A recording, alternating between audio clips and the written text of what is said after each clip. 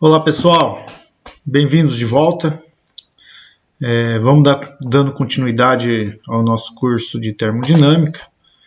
Hoje nós vamos começar um assunto que tem muito a ver com o conceito de calor. O conceito de calor nós abordamos na aula anterior, né, em que nós definimos um fluxo de calor como sendo a diferença entre o trabalho total em um determinado processo menos o trabalho adiabático, né? E a partir dessa definição de calor, juntamos isso com o conceito da energia interna e aí nós definimos essa forma analítica da primeira lei, ok? Mas hoje vamos ver um pouco mais sobre o calor, ok? E o assunto de hoje, então, que nós vamos abordar é a capacidade térmica de um corpo. O que seria a capacidade térmica de um corpo? Já de antemão, nós podemos definir a capacidade térmica de um corpo, não é o quanto ele consegue ter de calor, como se fosse um jarro de água de 1 litro que consegue ter uma capacidade máxima de 1 litro. Não, não é isso. Não tem a ver com a quantidade de calor. É até um nome meio errado para esse conceito. O nome correto, talvez, para esse conceito seria o de capacitância, assim como no eletromagnetismo, em que nós temos capacitor, em que ele armazena energia, né? E esse termo capacidade térmica tem muito a ver com isso, com energia. Especificamente, o termo capacidade térmica ele vai nos dizer o quanto um corpo ele precisa de absorver de calor para ele alterar a sua temperatura em 1 grau, ou o quanto ele precisa liberar calor para ele alterar a sua temperatura em 1 grau. Ok? Então, vamos imaginar que nós tenhamos um sistema qualquer, ok? Esse sistema ele está em contato com uma vizinhança, vamos falar assim, ok?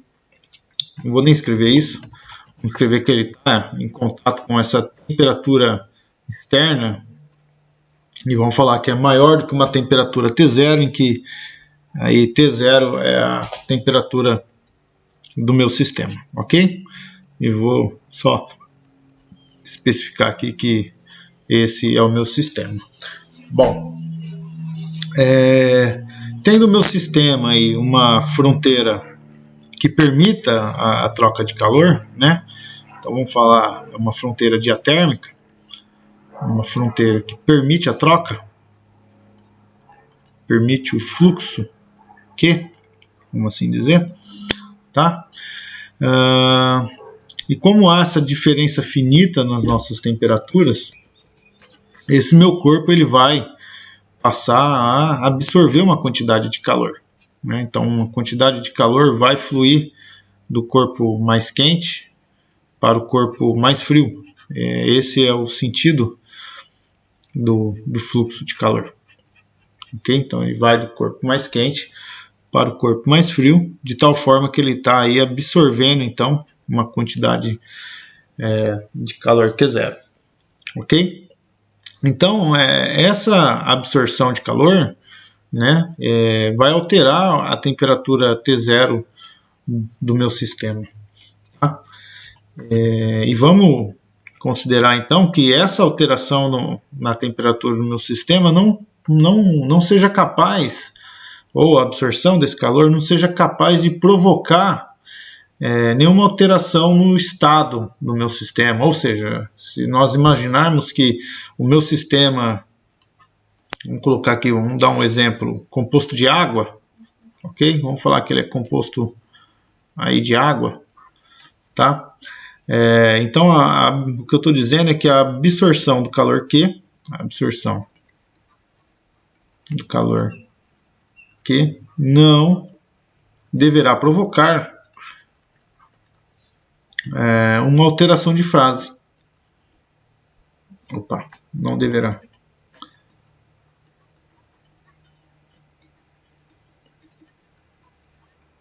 O que seria uma alteração de fase? Seria uma passagem do estado líquido para o gasoso, né? Vamos colocar aqui o estado líquido para o gasoso, ok? Então, ele vai de tal forma que a absorção desse calor vai fazer com que ele simplesmente o quê?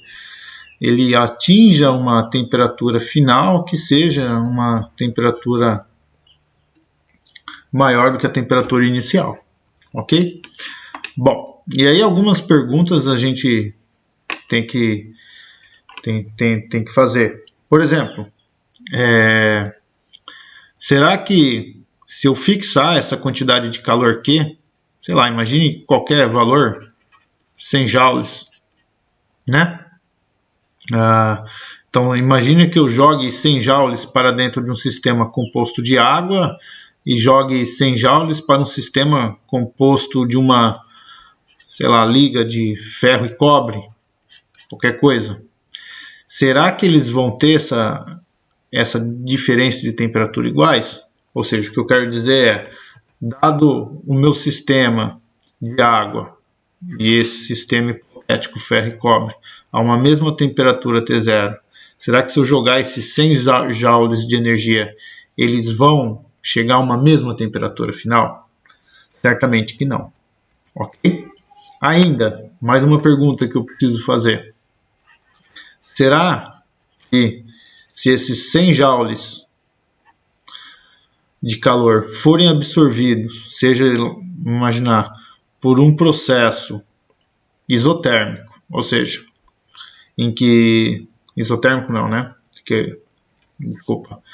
Esses 100 joules sejam absorvidos por um processo isovolumétrico ou por um processo isobárico em um diagrama PV, será que esses 100 joules vai levar a uma mesma diferença de temperatura final? Certamente que não também. Ok? Então, essa minha absorção de calor, ele vai depender de dois fatores. O primeiro é o sistema em que ele é composto e o segundo é o processo no qual o meu sistema está absorvendo calor, ok? Então vamos colocar assim, então a quantidade de calor,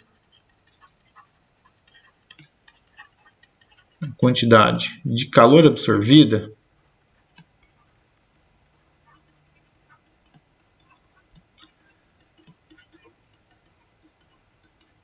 dependerá de dois fatores.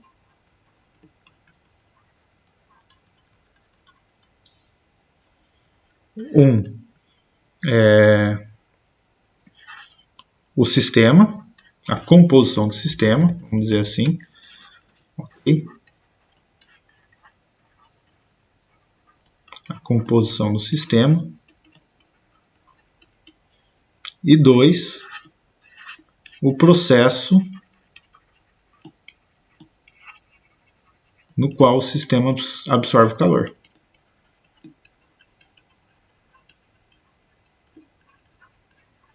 Ok? E eu estou falando em absorver calor, mas o mesmo é válido se o meu sistema ele liberasse calor, né? Se ele liberasse calor, só que a diferença é que a minha temperatura final aqui seria uma temperatura menor do que a temperatura inicial. O mesmo é válido. Ok?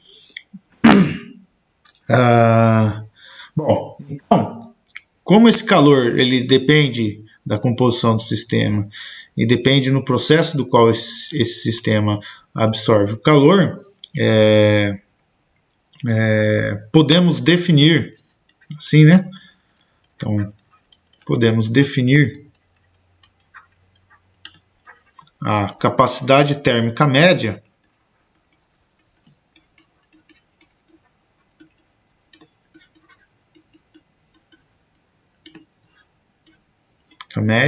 C, vamos colocar um C barra, como sendo a quantidade de calor,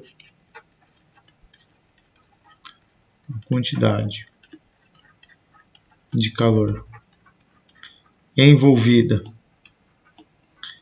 em um processo de um determinado sistema,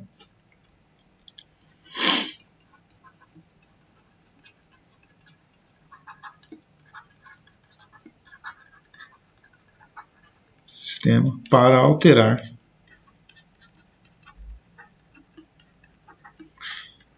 em 1 grau Celsius ou 1 Kelvin, tá?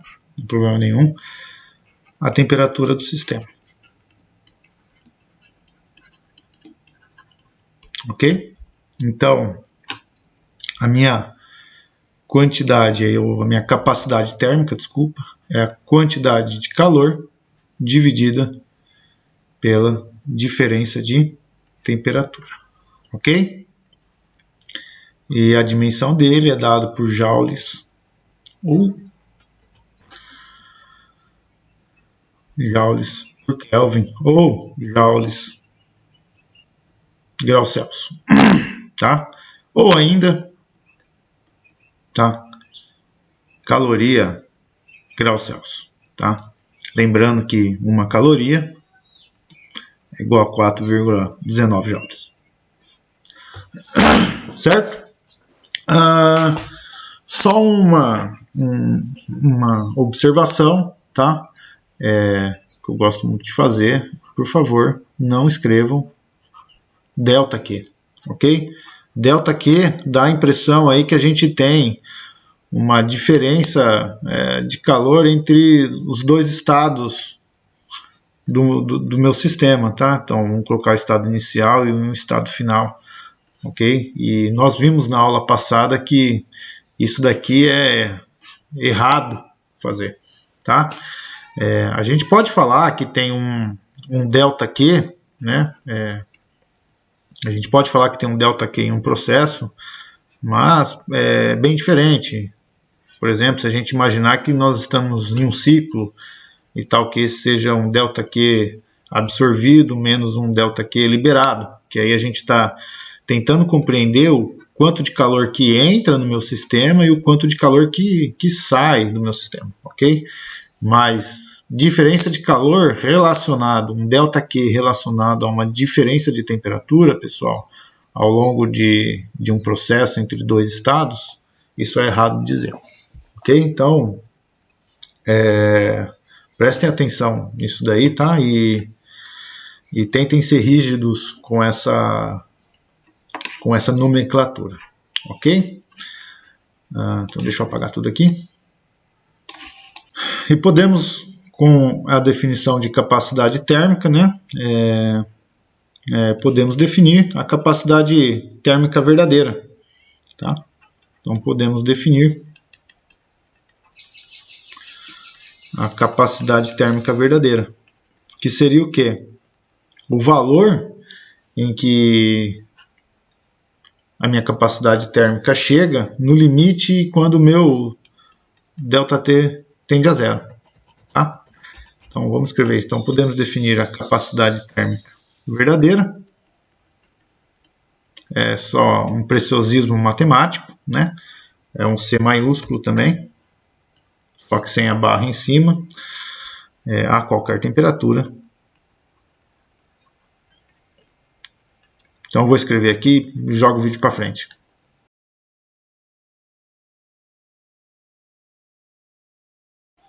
Ou seja, a nossa capacidade térmica verdadeira, ela vai ser então o limite quando o meu ΔT tende a zero, de Q dividido por ΔT.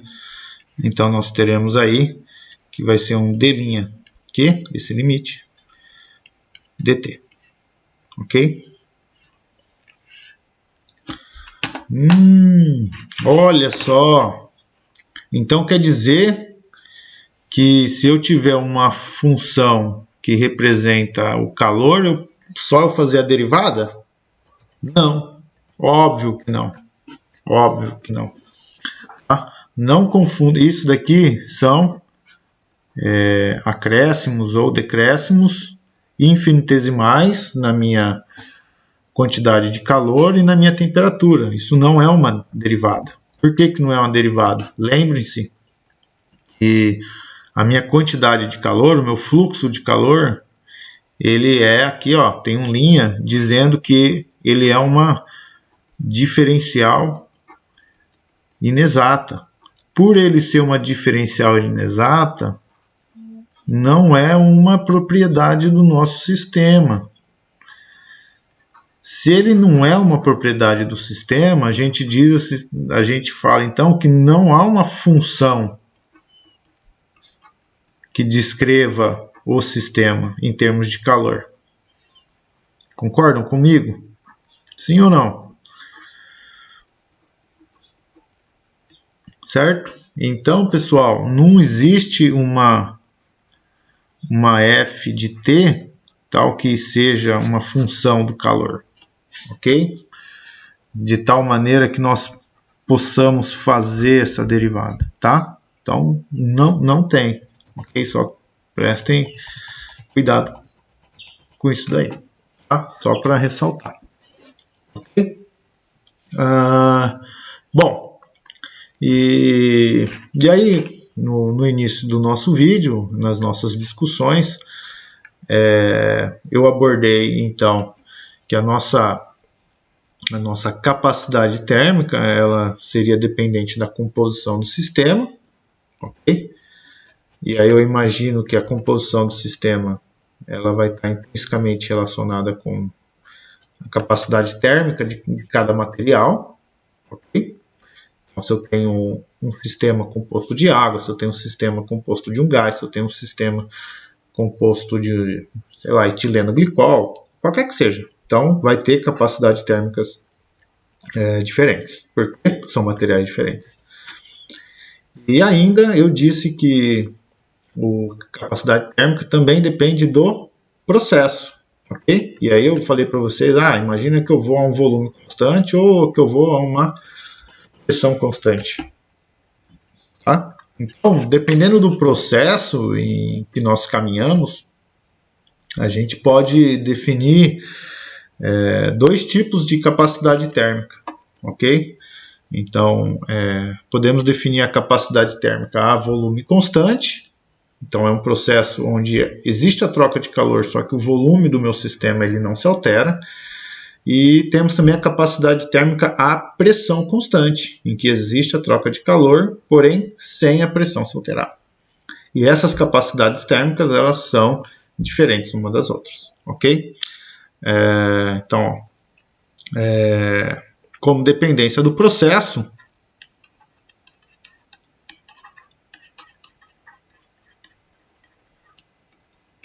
então podemos definir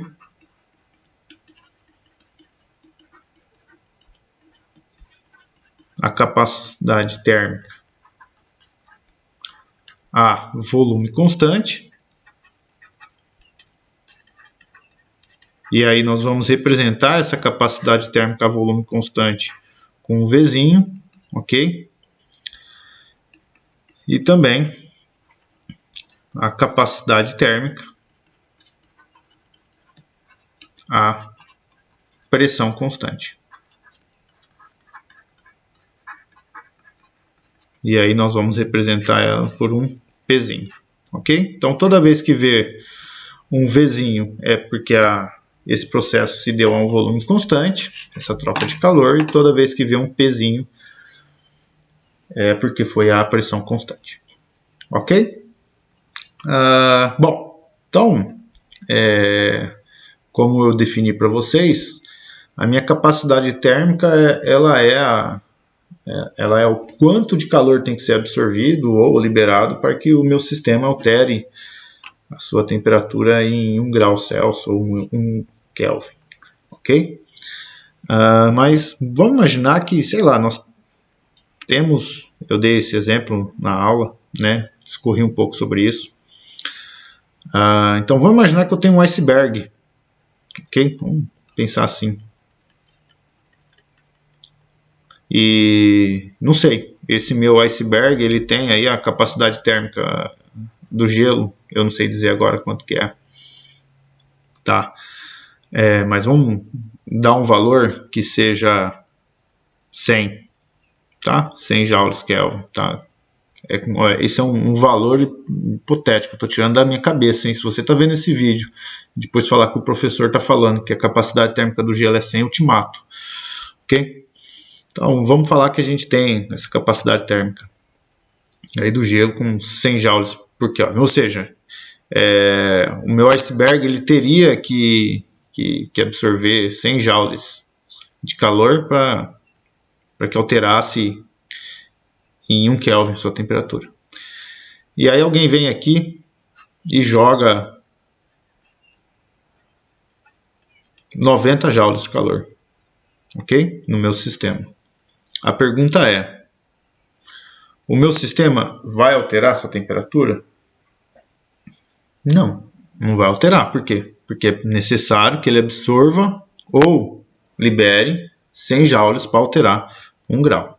Então quer dizer que esse 90 joules não serviu para nada? Não, serviu, lógico que serviu. Esses 90 joules, certamente ele deve ter, sei lá, aquecido uma boa parte, uma região do meu sistema, né? Ele pode ter elevado a temperatura de uma boa parte do meu sistema, ok? Só que não foi capaz de conseguir elevar a temperatura do resto do meu sistema. Então, de forma geral, ou de uma forma global, o meu sistema ele não teve sua temperatura aumentada, ok? Mas, como essa minha parte aqui ela está com uma temperatura maior, começa-se a ocorrer, então, troca de calor para cá, ok? E aí, como essa parte aqui está com uma temperatura, vamos falar assim, ligeiramente maior, né? Aproximadamente igual à temperatura do iceberg, tá? Tá ligeiramente maior, a gente tem esse fluxo de calor. E esses 90 joules absorvidos aí não vai fazer com que a temperatura do meu corpo ele se modifique, ok? Então essa dificuldade em alterar a temperatura de um corpo, né, é o que a gente pode até conceber como a inércia térmica de um corpo, ok? Então a gente começa a fornecer calor para um sistema, ele começa a liberar, parte desse meu sistema ele começa a alterar, ter a temperatura aumentada, só que essa energia total absorvida não é capaz de alterar o restante da temperatura do meu corpo, né? E então a temperatura global do corpo ela vai permanecer constante, ok?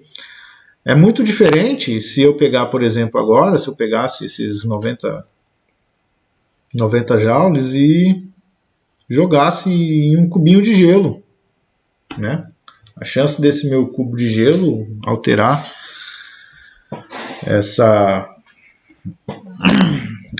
a temperatura ela é muito maior, ok? Por quê? Porque o meu cubo de gelo ele é o mesmo material, mas agora ele depende do quê? Da quantidade da massa, tá? E aí quando nós começamos a especificar que o meu material e o meu sistema depende da massa, nós passamos a fazer o conceito de um outro tipo de calor. É um conceito relacionado à capacidade térmica e envolvendo a massa. E mais especificamente é o que nós chamamos de calor específico, ok? Ou capacidade térmica específica, né? E o calor específico, ele é um conceito complementar à capacidade térmica, em que nos diz que o calor específico de um corpo é a quantidade de calor que tem que ser absorvida ou liberada para aumentar em 1 grau Celsius ou em 1 Kelvin a quantidade de 1 grama desse corpo, ok? Então, vamos falar assim, podemos definir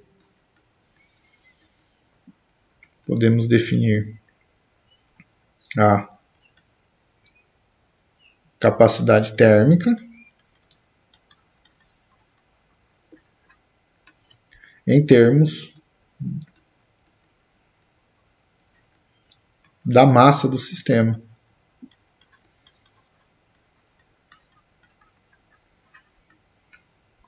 Assim, vírgula, definimos o calor específico ou ou a capacidade térmica específica. Ok? Então, a capacidade térmica específica ou calor específico, tá? Então, o calor específico,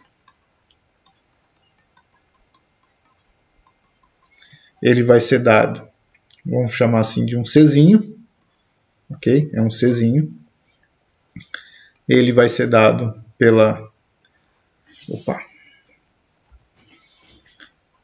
minha capacidade térmica verdadeira, dividido pela massa, ou a gente pode definir também a capacidade, o calor específico, em termos do número de mols, ok?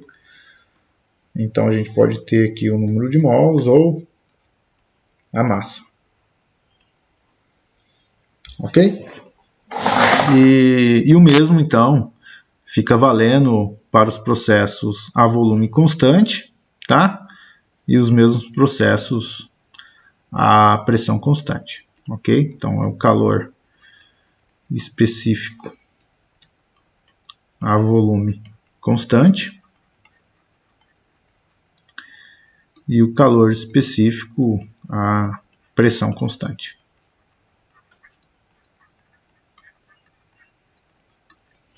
Bom, mas muda muito os valores de CP e CV? Muda um pouco. Vamos ver quanto que muda esse CP e esse CV para o caso do cobre.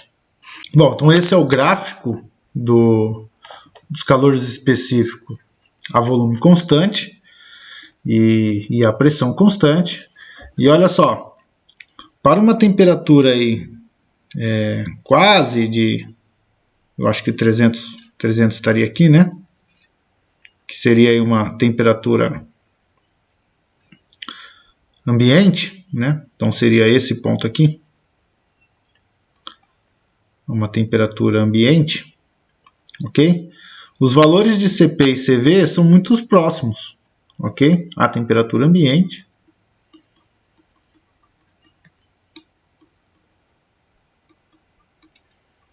CP aí é aproximadamente igual a CV e vai valer quanto? 25 joules quilomol Kelvin, ok? Então essas diferenças entre CP e CV elas começam a ser perceptíveis, né? Em temperaturas maiores, né? A baixas temperaturas, né? Se eu pegar esse meu lado da curva aqui, eles são praticamente iguais e começa a ter uma dissociação nos valores, né? Mais ou menos aqui em quase 200 Kelvin. E 200 Kelvin ainda é gelado, né? Então, CP e CV são aproximadamente iguais, né? A título de ensino médio, se você é professor, você não precisa nem se preocupar com os valores de CP e CV, tá? Porque a gente não fica fazendo conta a temperaturas mirabolantes, ok? Bom, mas ainda assim, vale a pena notar o comportamento das curvas de CP e de CV, né? Se a gente pegar o comportamento do CP e do CV para altas temperaturas, olha só, a minha curva CV, ela é uma curva que ela se aproxima-se de uma constância, né? Se a gente parar para observar, né? Ela tem uma inclinação muito pequena, essa minha curva CV, tá? De tal forma que essa parte acima desse valor constante, e sei lá, a gente pode até pensar que pode ser compensado por essa outra parte, tá? E esse valor, olha só, ele é aproximadamente 25, ok? Então, o meu CV, ele é aí aproximadamente constante, né? Para os sólidos. Tá? Não esquece que eu estou falando, que eu falei para vocês, que esse daqui é um gráfico do cobre. Tá? E ele vai valer aproximadamente o quê? 25 joules quilomol por Kelvin, tá? Esse valor é o que nós vamos conhecer como a capacidade térmica de Dulong e Petit, que foram os pesquisadores quem descobriu esse valor, tá? E ele pode ser deduzido a partir da teoria de equipartição de energia, em que nós vamos ver também isso daí, tá? Bom, então para todos os sólidos, pessoal, para todos os sólidos, então vamos escrever assim, ó, para sólidos com T acima aí de 300 kelvins, né? CV é aproximadamente constante. CV é aproximadamente constante. E podem aplicar isso à vontade. Ok? Bom, pessoal, então definido a nossa capacidade térmica e o calor específico, nós podemos determinar o fluxo de calor em qualquer processo que envolva trocas de calor por diferenças finitas de temperatura, tá? Então, ó, o fluxo de calor total para um sistema em qualquer processo, vou colocar assim, tá? Então, da nossa definição da capacidade térmica verdadeira, então nós tínhamos, o meu P, ele vai ser a integral ao longo dos meus pontos 1 e 2 do meu processo, do meu D' aqui. Okay? Então, isso daqui vai ser igual a minha integral ao longo das temperaturas T1 e T2 relacionadas aos pontos 1 e 2 da minha capacidade térmica verdadeira, dt. Ok? E se nós considerarmos a minha capacidade térmica como uma constante, isso daqui vai ficar simplesmente como sendo T2 menos o T1. Então, o meu calor ele é a capacidade térmica vezes T2 menos T1. Ok? Essa fórmula ela é bem conhecida, né? Professores do ensino médio adoram falar que é o que-macete. Quando eles falam que é o que-macete, eles deixam de trabalhar com a capacidade térmica e passam a trabalhar com o calor específico, Czinho. Ok? E aí, nesse trabalho que a gente tem sempre envolvendo os fluxos de calor, né, nós sempre pensamos, né, bom, então um corpo com uma capacidade térmica muito alta, o que significa? Ou um corpo com uma capacidade térmica muito baixa, o que significa? Então, um corpo com uma capacidade térmica muito baixa significa o seguinte, que a variação de temperatura desse corpo ela vai ocorrer de uma forma muito fácil. Qualquer absorção ou qualquer liberação de calor para ou fora desse corpo vai alterar a sua temperatura. Agora, se um corpo tiver uma capacidade térmica muito alta, isso significa que ele tem que absorver uma quantidade de calor muito grande para alterar essa temperatura do seu corpo, tá? E essa capacidade térmica, se ela for tão alta, de tal forma que ela absorve uma quantidade de calor muito grande, não altere a temperatura do seu corpo, é o que nós chamamos na física como um reservatório de calor. Tá? Então, um reservatório de calor é aquele corpo em que ele consegue absorver uma quantidade imensa de calor sem alterar a sua temperatura. Okay? E é por isso que em muitos exercícios considera-se corpos dentro de um reservatório de calor e estuda-se a transferência de calor entre esses corpos dentro do reservatório de calor. Por quê? Porque a temperatura externa ou até mesmo a temperatura dos corpos dentro desse reservatório não vai alterar a quantidade de calor. de tal forma que você pode desprezar todo o processo de troca de calor entre os corpos do seu sistema e a vizinhança do seu sistema. É por isso, então, que se usa um reservatório térmico. Ok? Bom, é isso, pessoal. Espero que vocês tenham gostado. Um abraço e até a próxima. Tchau, tchau.